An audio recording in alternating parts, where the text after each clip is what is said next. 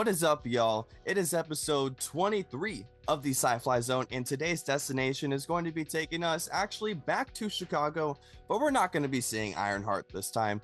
We are going to be seeing the Chicago White Sox. And in order for us to be able to give a proper rundown on the White Sox, we are going to be inviting a friend of ours. He is a White Sox fan, and he can offer a unique perspective on the team and what he thinks the team should do at the trade deadline, with the team overall, and how he feels about everything. And we are very happy to have him. His name is Ethan. We're gonna invite him in right now. Yo, What's going What's on? up? hey man, how you doing? Doing good, doing good. Just All living. right. So, how's life on the South Side? It sucks, but we got a little bit of improvement going on. Got the youth movement, so couldn't be worse than last year. Yeah, That's for sure. yeah. You literally can only go up. You can't go worse unless you're the Rockies. You could be Yeah, the Rockies. The Rockies are like, hold my beer. Oh my God, bro. Oh, hell no, man. What the? They want to, man. Hey, it's not called Coors Field for nothing. Oh, nice. That's a good one. So, Ethan, what's going on with the Sox right now? So, still second to worst. Thanks to the Rockies. Thank you so much. Hey, but they are in a different league. So, They in the are. American League. Dead last. Yeah, they're a couple games back of the A's, who haven't tried in like 10 years. Yeah. Got Jared Reinsdorf, as our owner. It's Mhm. not gonna be good.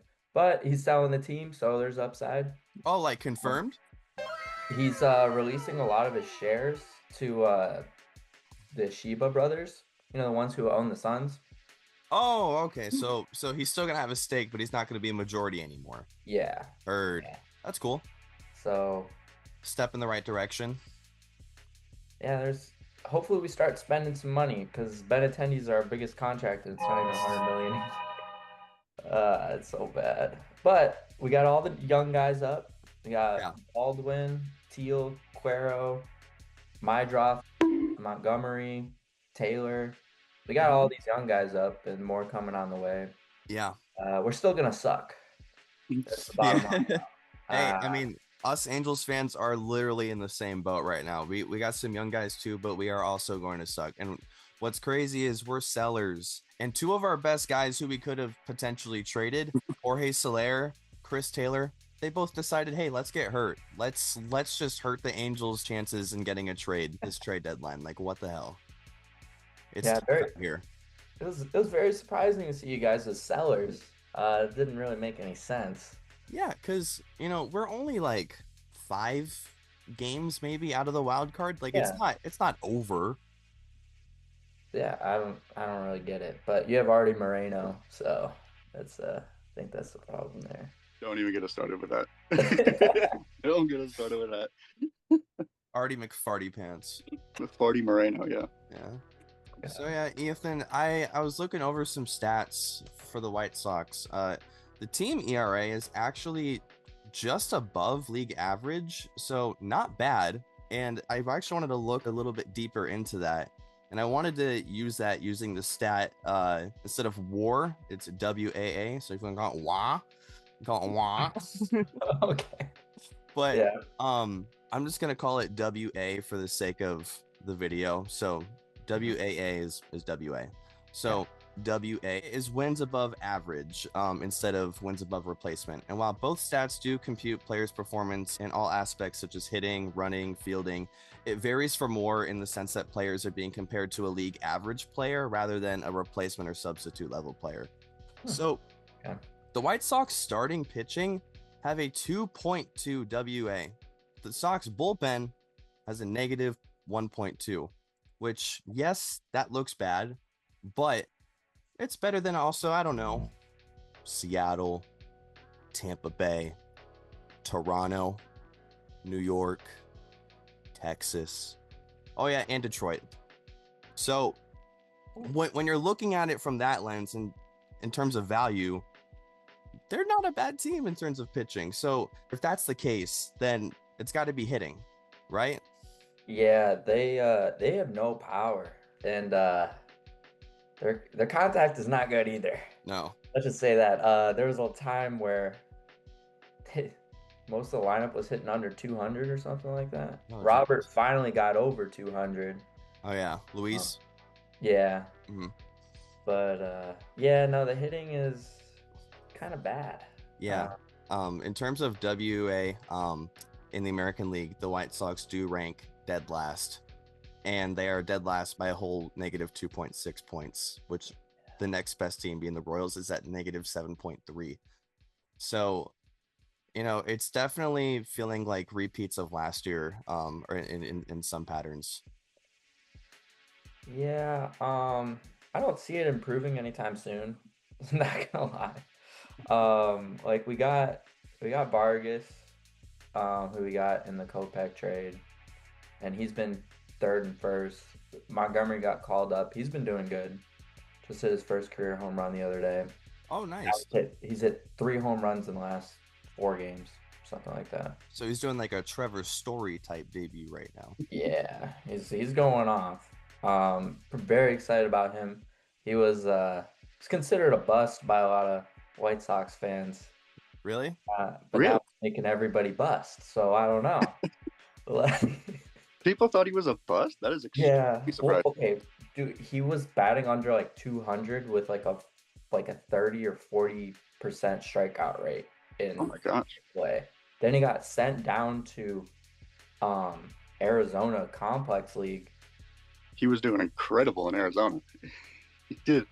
At 2024, he was doing really good in Arizona. He had Yeah. 511 on base percentage with a 1.167 OPS. I mean, I know it was a small sample size. I think it was about 11 games. Mhm.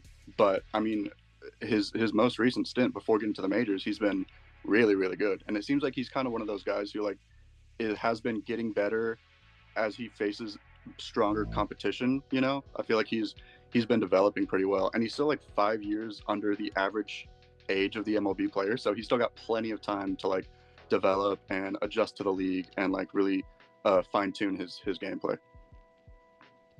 Couldn't say it better myself. Bro is sleeping like wine. Yeah. Yeah, I agree. Yeah, it just sucks because we're not gonna spend money, and we need big bats. Like P. Alonso would have been nice, obviously, It would have been but pretty nice. we're not spending any money, so it's really not gonna improve. We're just gonna let the young guys ride, and maybe 3 years from now, we'll be 500. Hey man, I honestly feel pretty good about the future of the White Sox. I think the young guys are really great. They have the 4th best ranked farm system in all of baseball, you know. Yeah. And you know, we talked a little bit about the pitching, and like obviously it's not like they're not like one of the best teams in the league, but they have the same team starting rotation ERA as the Blue Jays, who have the best record in baseball, which like that definitely has to say something, at least about the team. And so yeah, it does kind of seem like it's mainly just a run support thing that they're going to be needing in the future. Yeah, you got some holes in the outfield. Don't know what's going on with Robert. Is he staying or going? Yeah, man. Yeah, we could talk about that. I mean, it feels like people have been speculating on a Robert trade for like 3 years at this point, you know? Yeah. Although 2 years ago would have been a bit better time to trade him. Yeah, man. Yeah, 2023 season was great. Mhm. Yeah. He received MVP votes that year. Yeah, he finished 12th in MVP. Yeah. He's just seemed to it's been a mix of like struggling to stay healthy and not being able to replicate what he did that year. Yeah. It seems like he's kind of just been slowing down a bit in the last couple of years, but he's still like such a young guy, and he's so talented as a player. Like when he first came up, people were calling him the Cuban Mike Trout, which if that doesn't tell you what you need to know, then like he the potential that this guy has and the expectations for him to fill are pretty big. But I think he's still got plenty of time. Yeah, it's only his fifth. It's only his fifth year in the league right now, so Yeah, he still has a lot of time. Yeah, he debuted in 2020 during COVID season. Yeah, Yeah. so I'm not counting that. Yeah, I wouldn't either. Played like 40 games or something. Yeah. But yeah, no, I'm on board with keeping him. It'd be $20 million to sign him for an extra year, club option. I just don't see the replacement. Like whoever we get back, you're riding on prospects, and that's like the thing. Just like a lot of times they just don't pan out, and I just don't think there'll be anybody with the upside of Robert. I don't know how you guys feel. How do you guys feel about it? I mean, Yeah, he's got a no, lot of potential. Yeah, 100%. Yeah.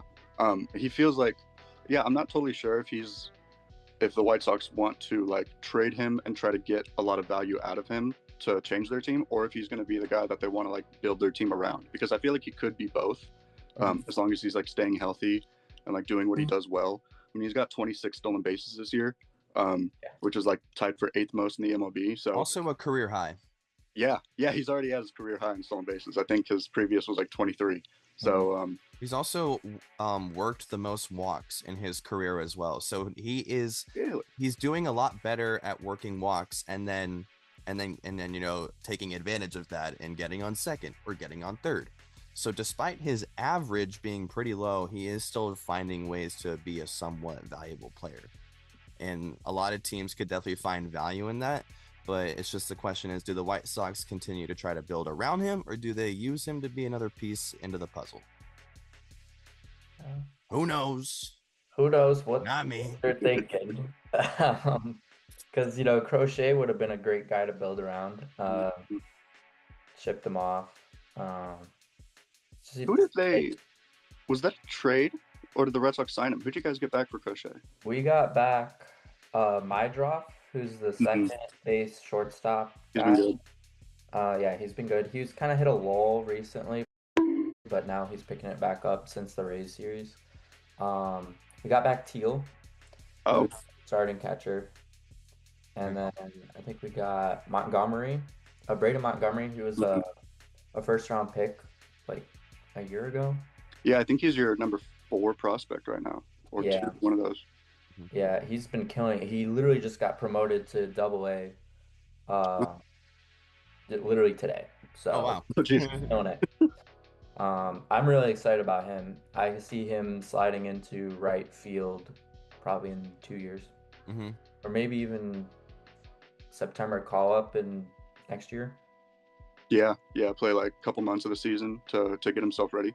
Yeah, dude, I really think that the White Sox do have a pretty promising future with a lot of their young guys that they have, that they've already called up and that they still have in the minors. We talked a little bit about the pitching, and I don't know if I mentioned this already, but 5 out of the top 10 prospects for the White Sox are all pitchers.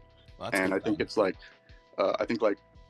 11 out of the top 15, or like 14 out of the top 20. Like, there's a lot of guys that have a lot of upside and could make a big difference for the White Sox in the future.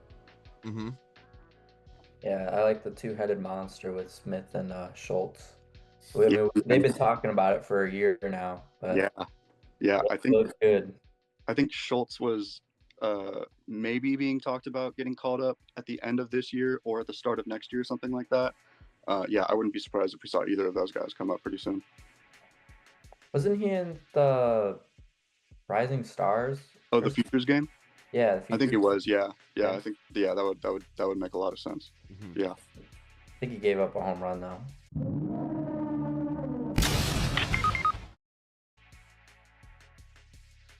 Oh. Awkward. White Sox representation. Hey man, the Angels very had small sample size. Yeah. The Angels had one All-Star, and it was Yusei Kikuchi, and he didn't even get in the game. So, it's not great representation. Could have been like 3 other guys on the roster instead of him. Yeah. I think both the White Sox and Angels had, the pity, the All-Stars. We were the teams that like, oh, we have to represent every team, so we need to get one of their guys in there. What if we just merge the Angels and the White Sox together? What's like the midpoint between Chicago and Anaheim? Let's like go there and let's just build a new team between the White Sox and the Angels. Somewhere in Nebraska. Yeah, That or big baseball Vegas. market. Yeah. And that I don't think that team wins a division, unfortunately. We're not Unless they're the helping. only team in Yeah. second. They'll win if they're the only team in the division. One guy I do want to get your opinion about is Colson Montgomery. Okay. So, do you think they should try to build around him since he's a guy who's performing pretty good right now, or could they try to use him as a trade piece to get some guys that they need right now? Because here's the thing. He has already accumulated 0.9 WAR since making his debut just 19 games ago. And let's just round up 0.9 WAR to 1, and let's round up 19 games to 20 just to make the numbers easy. To contextualize this in a way to signify how amazing this just is, I'm going to compare him to Juan Soto really quick. Last year, Juan Soto placed third in MVP votes. He played in 157 out of 162 games, and his average WAR for that season last year was 1.06. So Colson Montgomery is currently on a Juan Soto MVP level stretch right now to start off his career. And I'm sure a lot of people are paying attention to that. So do you think the Sox utilize that to try and trade him, or do they try and hype him up a little bit more and say like, hey, yo, you're doing good right now. You're our guy. We're going to build around you. Or is it too soon to do that? I think it was kind of strange to see how well he's doing, because I had low expectations. So he's doing great. I literally have the same stat with a 0.9 WAR and the WAA. But I think you got to build around him, man. If they sell him in like a year or two, I'm just gonna shoot myself in the back. Like, come on, like, this is ridiculous. Like, we can't just keep calling up these homegrown talent and just shipping them off. I do want to know, like, I think he's better at short. I don't think Mydroth has the arm for short, but they're putting him at third right now. And he's just making play after play. Yeah. Like, his defense is good. It's just same with his bat. I don't know if he continues on this 1 WAR streak in every 20 games, but yeah, because it is a pretty small sample size, but it is a very impressive 20 games. It's on pace for an 8 WAR season. Yeah. He's already 5th WAR on for hitters on the team in 19 games. 19 games. Yeah, he has more WAR than Robert right now, and we mentioned how he's still managing to get a lot of walks and stolen bases, which has to add to his value a little bit. Yeah, he's doing incredible. I can't. I think White Sox Twitter also goes crazy with Montgomery recently. There was literally a thing I saw that was like, I wouldn't even trade Montgomery for PCA right now. Whoa, that's some glaze right there. That's some glaze. Yeah, that guy's an idiot. But I would take PCA. But no, Montgomery, he's capturing the hearts of the fans. You know, he's number one in my heart, man.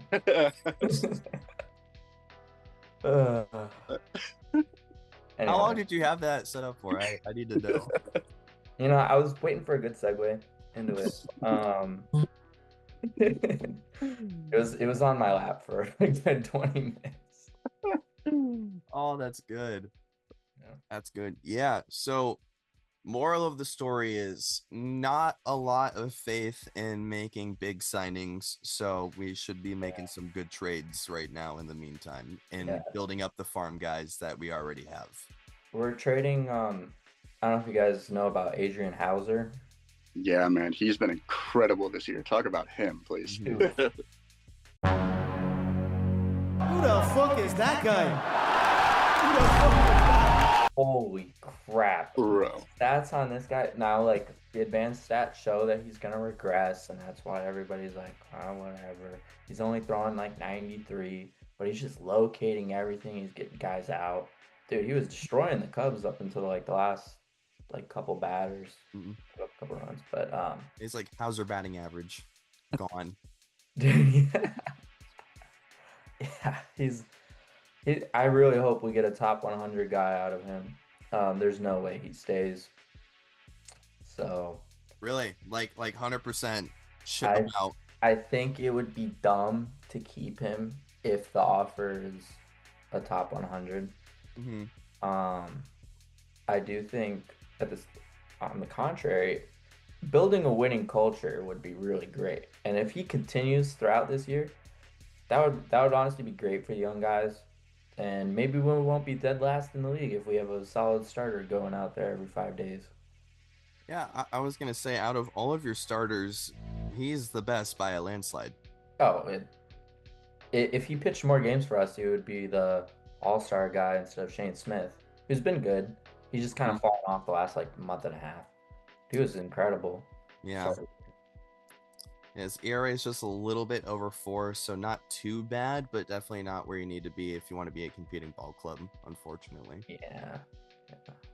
Yeah, man, everybody's kind of, the whole rotation looking at this, everybody's either at, above, or hovering around an ERA plus of 100. So everybody's pretty league average or better. Adrian Hauser is the outlier. He's got a 198 OPS plus because he has a 2.1 ERA right now. But yeah, I feel like it would make a lot of sense for them to make a trade with him. His value is probably the highest it's ever been in his career.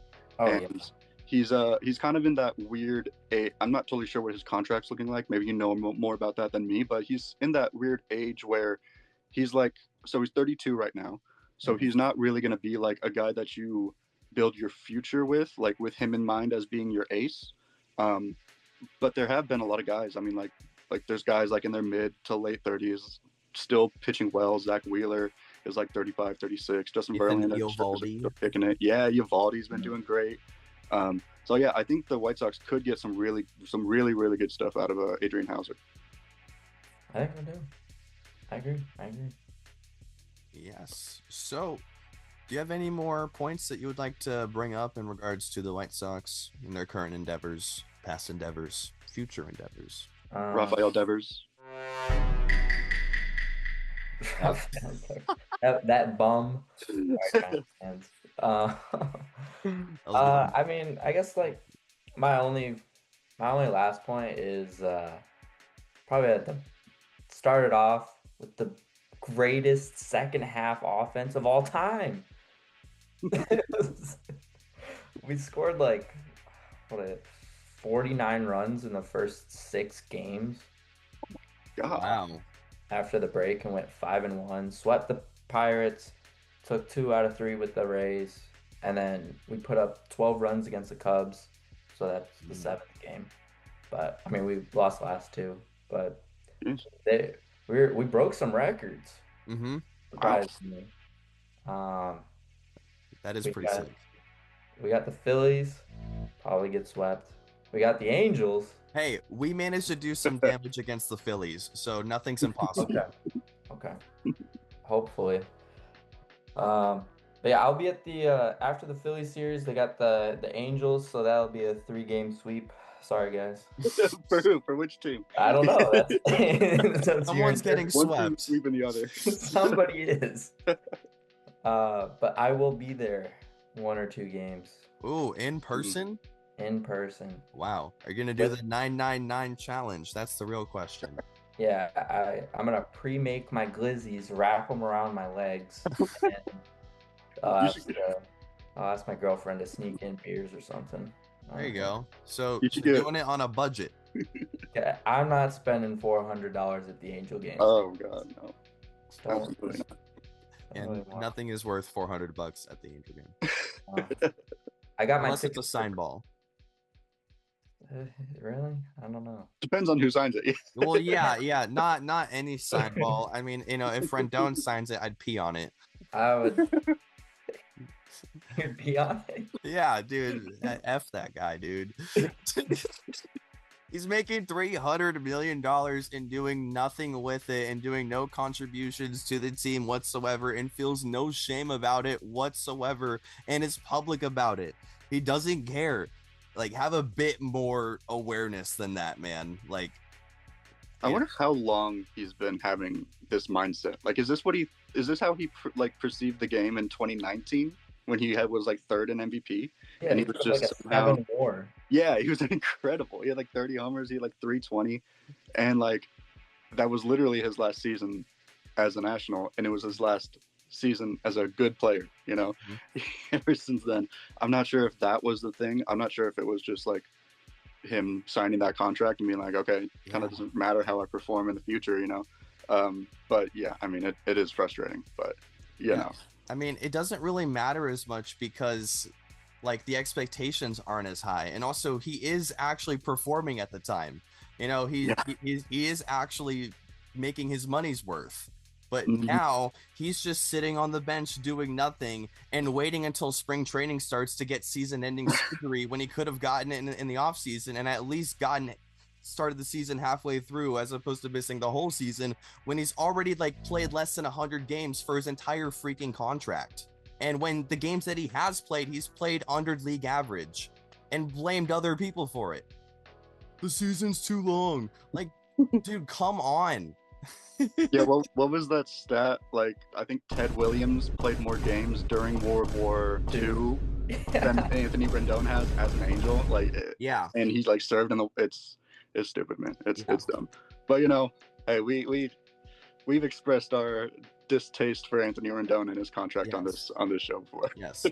Allow us to move on from this tangent. We would like to talk about some people who do deserve to have their flowers, and that is the MVPs of the American League and National League, as we're going to discuss who we believe should be taking these honors based on where we're at in the season right now. So, for the American League, honestly, as amazing of a year as Cal Raleigh is having, I think Aaron Judge still has to take the cake. I'm sorry. Big dumper.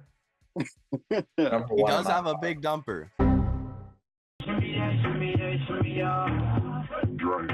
He does. I get very excited when he's on first base or trotting around. You know, he's got like, I don't even know. What number is he at? 40? 41. 41. Yeah, didn't you just hit one yesterday? Yeah. So nuts, dude. Yeah, I hate to face that guy in fantasy. Yeah. Yeah, no, when Sunday rolls around, he's like... I think in our league, he put up like 80 points against me in a week. Like, he had like 6 home runs. Like, what are we doing? Yeah, that was like the week he was heading into breaking the record for Johnny Bench and his single season home run record, right? Yeah.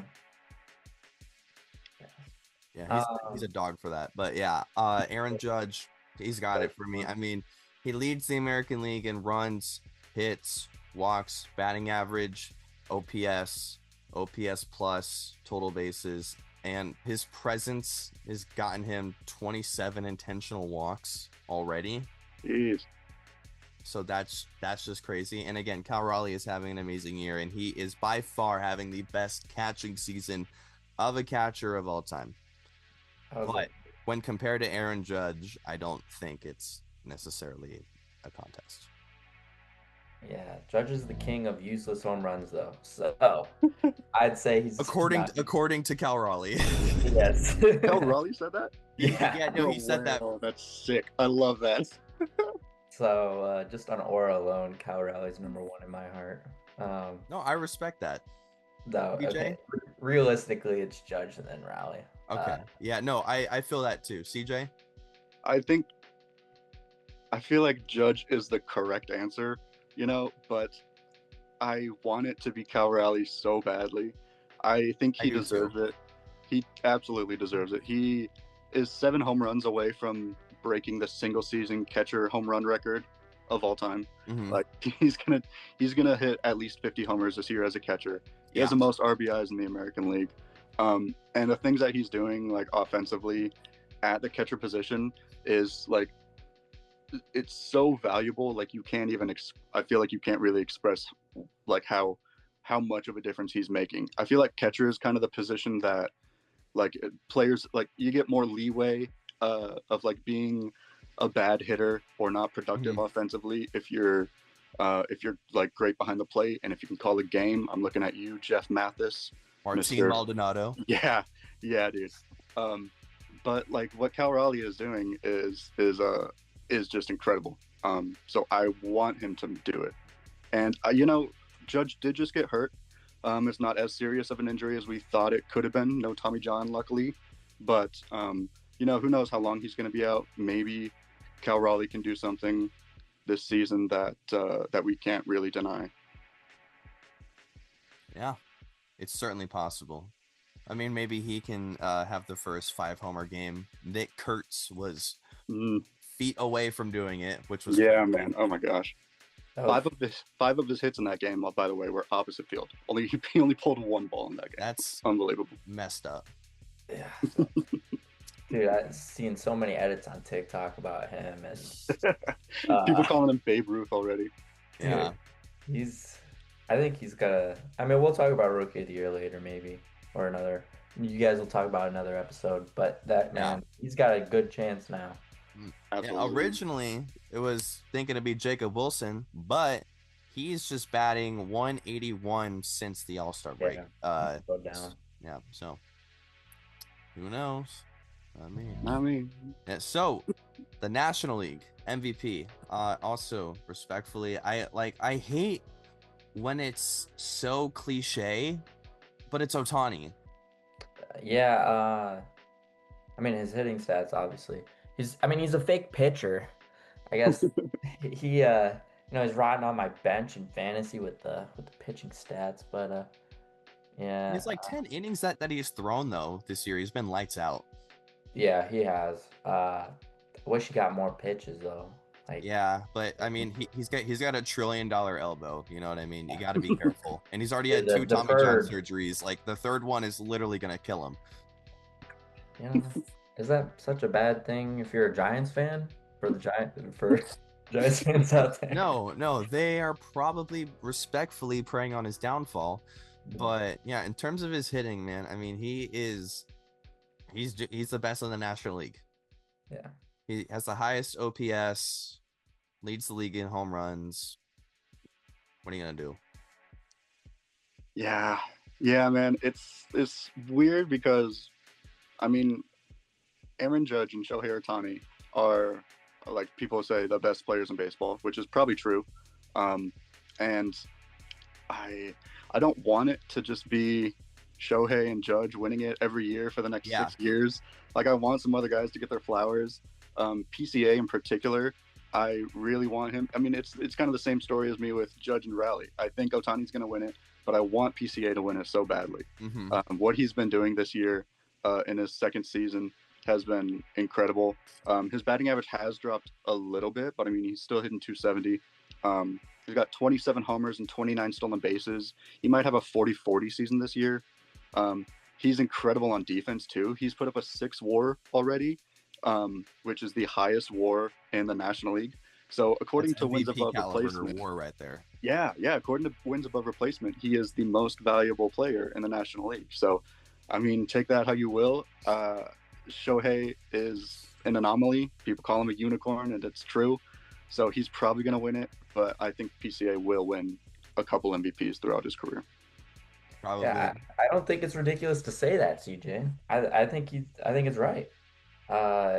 He's killing it on the Cubbies, and I mean, I'm a Sox fan. I hate the Cubs, but he's insane, man.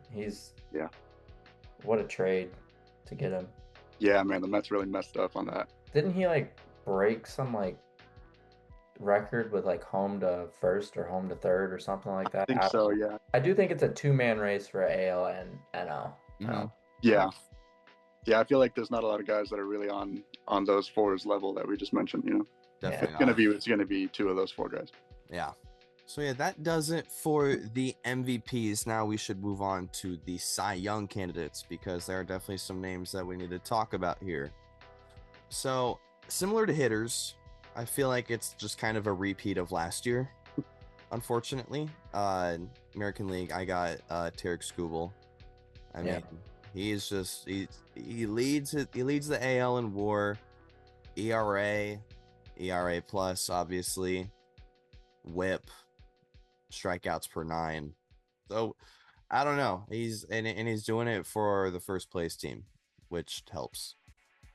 Yeah, man. I think it's Tarek Skubal. I feel like it just makes the most sense. He's been one of the best pitchers, if not the best pitcher in baseball for the last 2 years. Mm-hmm. And another crazy stat, looking at this page, is that he actually has his FIP is lower than his ERA. He has a 1.92 FIP. Yeah. So technically, he's been getting unlucky. Yeah. Mhm. So he should be doing even better than he is. Yeah. He was a starting pitcher for the All-Star game, which makes a lot of sense. And I don't really see him slowing down anytime soon. Mhm. He has an 11.5 K per nine, like you said, which is the best in the American League. And he's just been one of the most dominant pitchers in baseball. Although I do want to shout out Hunter Brown. He has been doing great this year.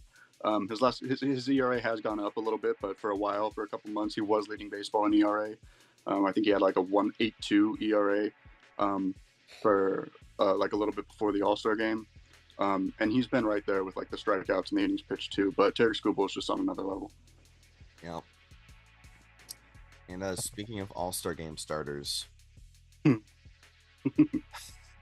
Paul Skeens is the best pitcher in the National League. What are you gonna do about it? Be mad? You can't buy a win. That is one thing though. No, but fortunately, it's not his fault. Yeah, nobody cares about wins. Yeah, I'm glad people have kind of evolved past wins and losses a little bit. Yeah, I am too. It's kind of I feel like there are a lot more stats that actually speak a lot truer to how a pitcher's performing rather than the run production that they're getting, you know. Yeah. 100%. I mean, Paul Skeens' ERA plus is 231. Yeah. 131% better than the average pitcher in the National League, and he's got the lowest ERA in the National League. So that obviously he's that guy. He's that guy. What are you gonna do? Yeah, man. Yeah, I think it's Paul Skeens. He honestly, I thought I had heard something at the start of the year that he was going to be on like a pitch limit or something like that. Like they were going to try to limit. Limit. Yeah, limit his innings or something like that. But I mean, right now he's this season he's thrown the exact same number of innings as he threw last season. Last season he had 23 games. This season he has 22 games. So I mean, it's kind of like a perfect spot to like compare this season to last season. Yeah. And his strikeout numbers have been lower. Last year his strikeout rate was 11.5 per nine, but this year it's 9.9 per nine. But yeah, a lot of nines there. Shout out Juice WRLD. But even then, yeah, I mean, Skeens has the lowest ERA in all of baseball. He's been one of, if not the most valuable pitchers in baseball, and I think he's probably going to win the Cy Young. Yeah. Although I do wish it was Zach Wheeler. I want Zach Wheeler to win a Cy Young at some point in his career. It's a shame that he hasn't. He's been one of the most consistent pitchers since he's gotten to the Phillies. Mm-hmm. I don't think he'll ever win it. Don't say that. Don't say He'll that. never win. This was his year. This was his year, man. He's got the most strikeouts in the National League. He's got a 2.56 ERA. Like, he has the lowest whip in the National League. I mean, I don't know, man. I don't know. I want it to be Zach Wheeler. If there was a number 3 guy in the NL, who do you guys have? Ooh. It might be another Philly, honestly. It might be Christopher Sanchez. He's been unbelievable for the Phillies. I think he's got like a 2.1 ERA right now, too, or something like that. Totally should have been an all-star. I'm surprised he wasn't. Yeah, that was ridiculous. Yeah, that was bad. But yeah, honestly, he's been having one of the best seasons, but people aren't really talking about him for some reason. Just because the Phillies rotation is so stacked, and there's so many names that people know. Yeah, I have to agree with you on that one. Yeah, he's been great, man. I got Sanchez or Logan Webb. Oh yeah, Really? yeah. Logan Webb deserves some love too. He's been incredible for the Giants. Dude, his K numbers, his K rate's gone up like from like 20 to 25. I was like, it's kind of impressive. Yeah, and he's been like one of the best pitchers, despite in the past not having a super high K rate or like not really striking out guys like Zach Wheeler or Tarek Skubal are. But he's still been one of the most valuable pitchers. So now that his K rate's going up, I mean, I feel like he's only going to get better. Another guy that could potentially win is Cubs' Matthew Boyd. Oh, he's been great. Welcome to the Cy Young conversation. Yeah, man. ERA is crazy low. Yeah, he's been a huge part of the Cubs' success, and it's great knowing that. every fifth day you got have a guy like him going out there, and not including like Shota Imanaga and Justin Steele. Like he got them three really good lefties that they're going to be fun to see in the playoffs. Yeah. I think Boyd got lucky not facing the potent White Sox offense in that 3-game series. Oh, The yeah. record-breaking White Sox offense. Yes. Shota got shelled. So I think he gave up like 8 runs in 3 innings. But Boyd got lucky. Boyd got lucky, let me tell you. He dodged a bullet. Yeah, his ERA probably would have jumped to 2.3. Yeah. It would have got way up. Right. Probably good. So yeah, I think that's a pretty good discussion on the Cy Young candidates. Now, recently, the 2025 Hall of Fame class got announced, and I like all of these names. I mean, we got Ichiro Suzuki, we got CC Sabathia, we got Billy Wagner, we got Dave Parker, and we got last but certainly not least, Dick Allen. Big Dick. There it is. You had to, right? Yeah, no, it's literally right there, man. It's a layup. Yeah, low hanging fruit. Yeah, very low. That joke in and of itself was low hanging fruit. Oh my goodness. But yeah, I like all of these guys. I think they definitely all deserve it. Fun fact about Ichiro, he holds the record for most hits in a single season in MLB with 262. And that record that he broke stood for 84 years by George Sisler, set in 1920. Pretty crazy. How many did Sisler have? He had 257, and then Ichiro did it by getting 262. Jeez. Yeah, and then also, if you combine his Japanese professional hits and his Major League Baseball hits together, he has technically the most hits of all time by anyone ever. Pretty crazy. Yeah. There was a stat talking about because he played in Japan for so long. Mm-hmm. The 3,000 like hit club before age 26. Ichiro has 0, and everybody else, has a ton of hits. Oh yeah. Yeah. It's just crazy to see. Mm-hmm. Like, oh my god, like that stat blew my mind. Cause didn't they just get inducted like today or something? Yeah, like today or yesterday. Yeah. Yeah, I think the ceremony was yesterday.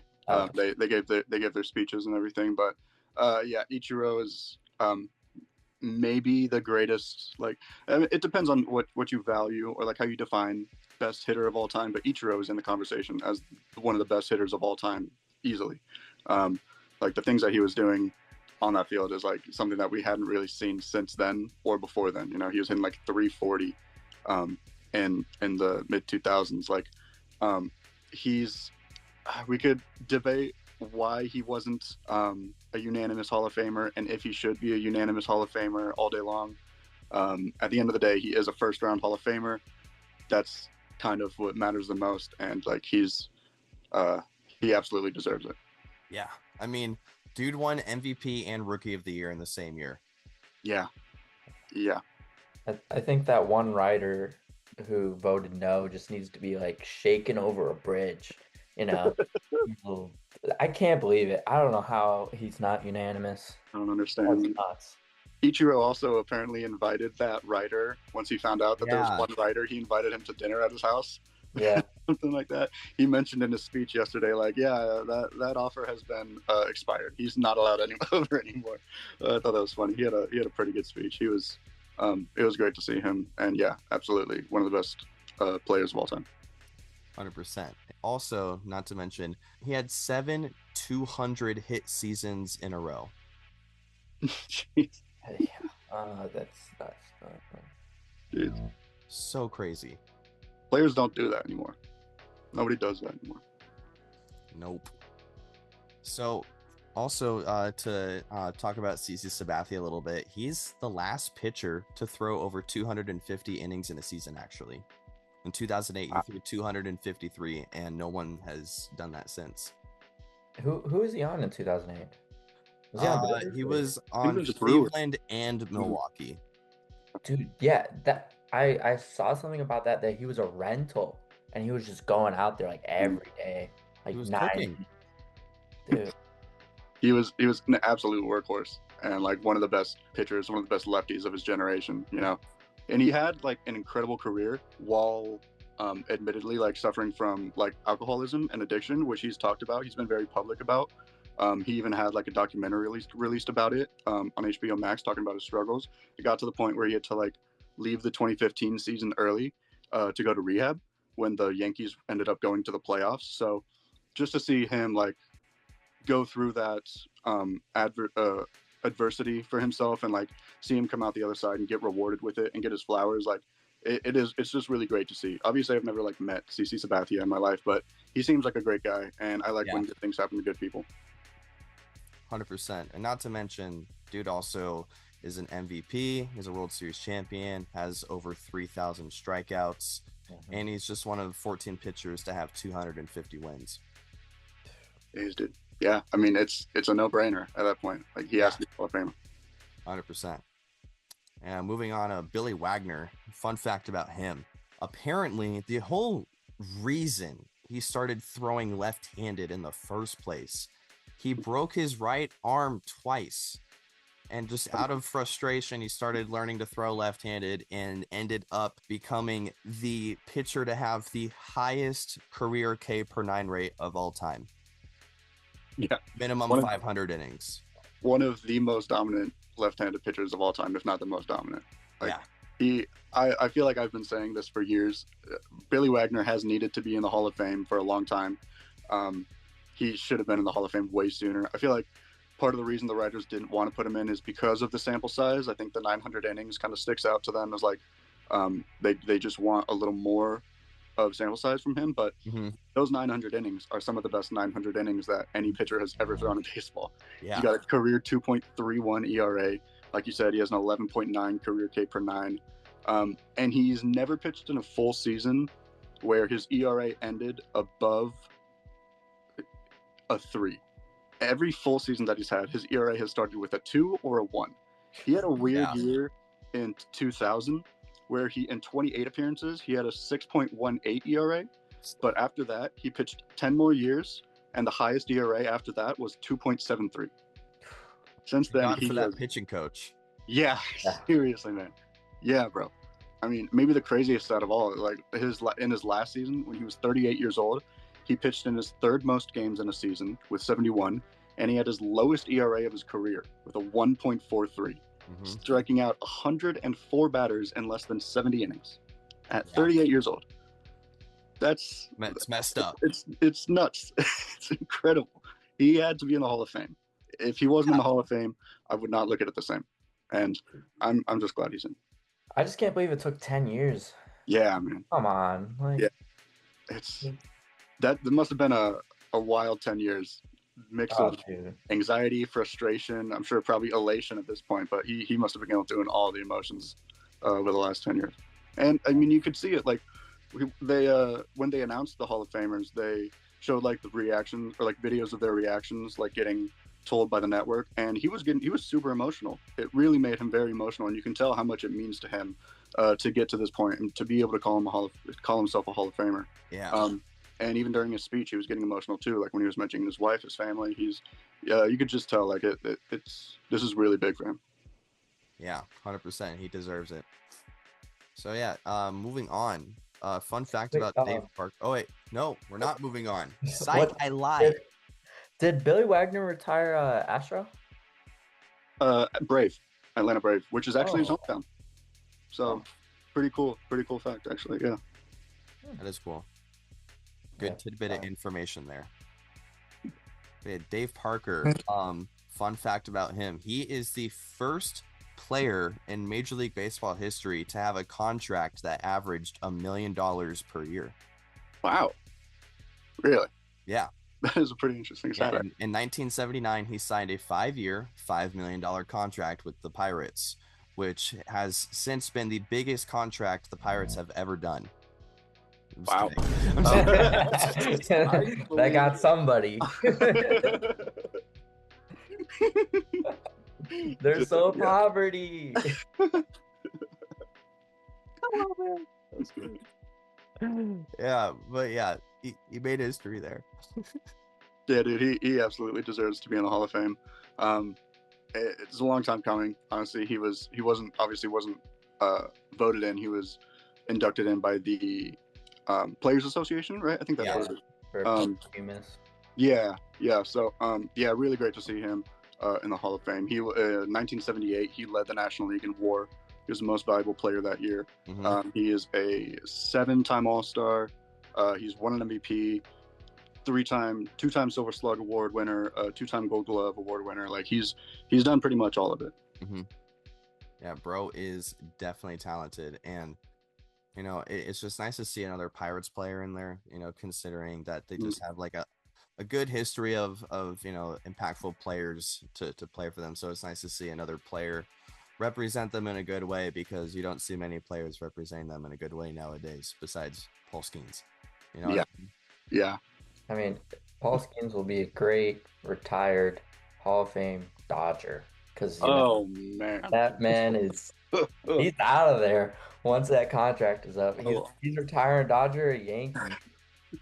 Honestly, I completely agree. He is out of Pittsburgh as soon as he can.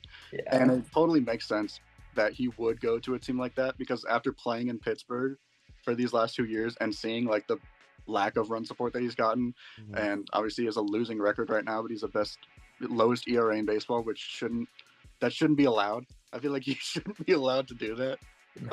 So yeah, the DeGrom treatment. Exactly. Yeah. DeGrom actually very different now. He's 10-2 record, so good for him. But yeah, absolutely, he was the Jacob DeGrom, modern Jacob DeGrom, and yeah, he's got to get out of Pittsburgh. 100%.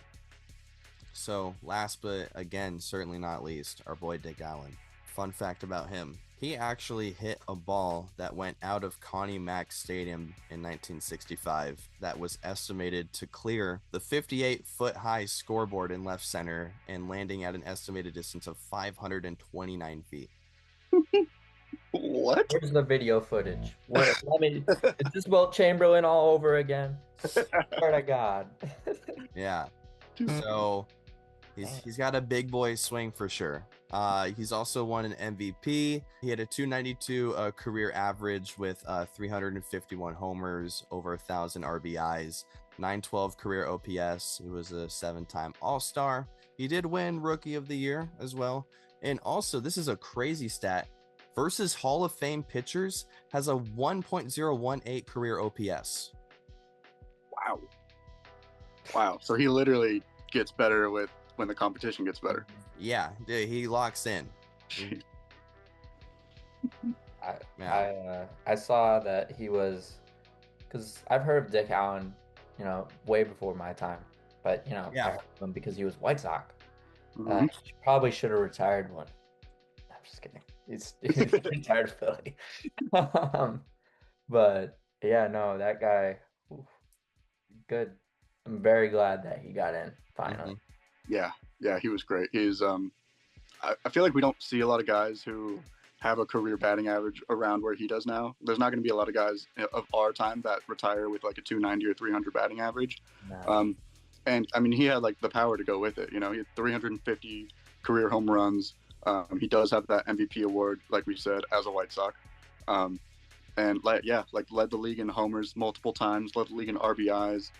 He had a 420 on base percentage, 420 on base, and a 600 slugging percentage for the White Sox that year. So, yeah, I mean, yeah, he absolutely deserves it. Yeah, 100%. That's our guy right there. Yeah, dude, like that that MVP season's insane when I look at those stats. Like, thank God it was on the White Sox, man. Yeah. Yes, sir. Not many White Sox MVPs going around. What are you gonna do about it? The last guy who arguably could have won MVP for you guys, what did you say was Jose Abreu? Remember that guy? He did win. I think he did in 2020. During that COVID season. Yeah. Him and Freddie. Yeah, first baseman. Yeah, I know it was. I forget about that. Luke Voigt. Where's Luke Voigt at? I think he's in Japan. Yeah, I don't even. Jose Abreu's retired because he's a bum. He fell off pretty quick. Yeah.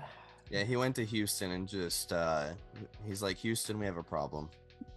Yeah, he's like, I stole a bunch of money from you, Houston. I know someone who's stolen more money. Oh He's my just playing God. games, okay? He was playing games. Dude, if there are no haters left on planet Earth, Trenton is dead.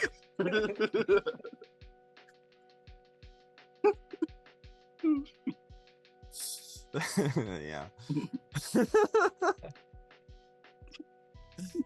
Yeah, so I think that wraps up our discussion here today, guys. What would you say? I think so, yeah. I think this was great. Thanks for joining us, Ethan. Oh yeah, anytime, man. Yeah, that was great. We had a lot of good insight into what's going on the South Side, and I really appreciate it. I'm glad I could share my useless White Sox facts about the second worst team in the league. It was Hey, very it offered some enjoyable. good perspective. Yeah. Go White Sox. Yay! Go Angels! They swept the Astros 2005, baby. Sweet! But yeah, so that is going to do it today for the Sci-Fly Zone. Thank you guys for tuning in so much. If you guys want to see Ethan back, leave a like. Hopefully this video will get 800 million likes. That would be, hey, I saw that, CJ. But yeah, thank you guys for tuning in. Hope you guys have a good one. Later.